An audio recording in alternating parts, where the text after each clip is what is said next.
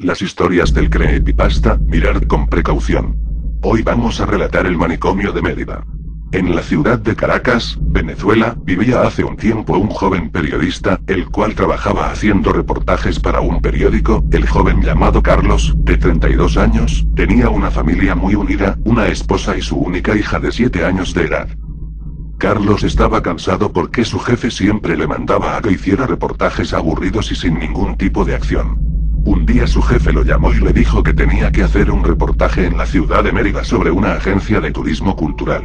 Carlos, al darse cuenta de que era otro de los reportajes aburridos que siempre le mandaban, le comentó a su jefe que existía un manicomio abandonado allá mismo en Mérida y que, según la gente, actualmente se estaba utilizando para almacenar drogas para luego venderlas, así que le dijo que si podía hacer un reportaje sobre eso en vez de hacerlo sobre la agencia de turismo. El jefe se quedó pensándolo un instante y accedió a que Carlos fuera a Mérida e hiciera el reportaje del manicomio. Esa tarde Carlos llegó a su casa, saludó a su mujer y a su hija y mientras almorzaban les comentó que tenía que ir a Mérida a hacer un reportaje, pero Carlos no les dijo que era sobre un manicomio porque sabía que no estarían de acuerdo, así que les dijo que era sobre una agencia de turismo y que volvería en menos de una semana. Esa misma tarde, Carlos empacó su maleta, agarró sus cosas y se despidió de su hija y de su mujer, la cual antes de que él se fuera le regaló una grabadora muy pequeña que cabía en la palma de su mano. Carlos la guardó en su bolsillo y tomó las llaves del carro para partir hacia Mérida. En el camino hacia la ciudad andina todo parecía normal. Carlos iba a una velocidad media muy tranquilo. Se hizo de noche y ya eran las 7:00 p.m. Y Carlos ya iba a llegar a hospedarse para a la mañana siguiente ir a investigar.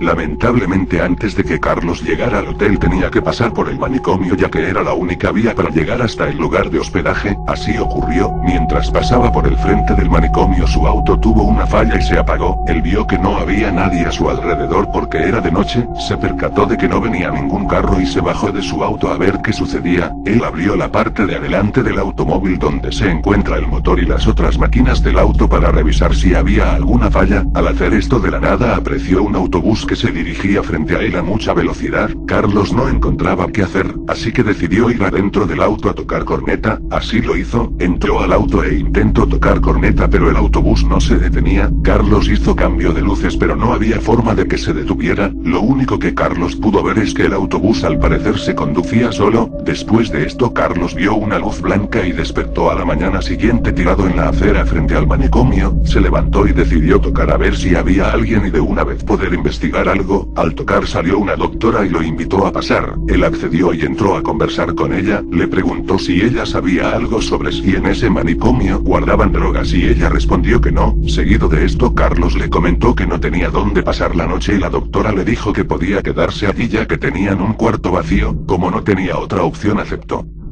En la noche le tocó dormir en un cuarto junto con otro señor de mayor edad, el cual le decía que se fuera, que no se quedara. Carlos no entendía el porqué de esto, así que no le prestó atención. Al intentar dormir él escuchó muchos gritos de torturas, pero al final pudo descansar. A la mañana siguiente Carlos se disponía a irse y cuando quiso hacerlo la doctora le dijo que se podía quedar más tiempo y así conversaban más. Llegó la noche y Carlos aún estaba allí. Mientras todos dormían intentó salir y no pudo porque la puerta estaba cerrada, así que volvió a pasar la noche allí. En la mañana del otro día pudo observar a los locos corriendo y algunos subían al techo y se suicidaban y él notaba de que nadie hacía nada por detenerlos. Desde ese momento se dio cuenta de que algo andaba mal. Carlos pasó varias noches en el manicomio por la misma razón que había pasado la segunda noche. Le dijeron que se quedara más tiempo y cerraron la puerta. Durante ese tiempo él notó muchas cosas. Notó que el viejo con quien él compartía el cuarto todas las noches se lo llevaban a tortura y lo sometían a electricidad. Carlos intentó salir pero no había forma, hasta que una noche lo buscaron a él y lo llevaron a tortura con electricidad, electromagnetos cerebrales, y desde esa vez todas las noches le hacían lo mismo. Él no sabía qué hacer ni cómo salir de ese lugar. Decidió llamar a su mujer desde el teléfono del manicomio para avisarle mientras todos dormían. Logró hacerlo entrando a la cocina y cuando llamó contestó su mujer y él le dijo: mi amor, ¿cómo estás? Soy Carlos, tu esposo. Estoy en Mérida, pero aquí suceden cosas muy extrañas y yo quiero regresar y no puedo hacerlo, necesito ayuda. Estoy en el manicomio abandonado. La mujer le contestó: señor, deje de bromear. Mi esposo murió hace 2 semanas. Carlos se quedó mudo por un segundo y en ese momento llegó la doctora y él tuvo que trancar.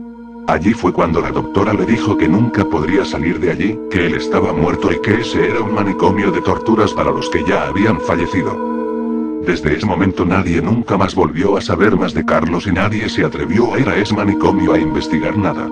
Se dice que todo el que pasa por el frente a ese lugar de noche escucha gritos de dolor y lamentos.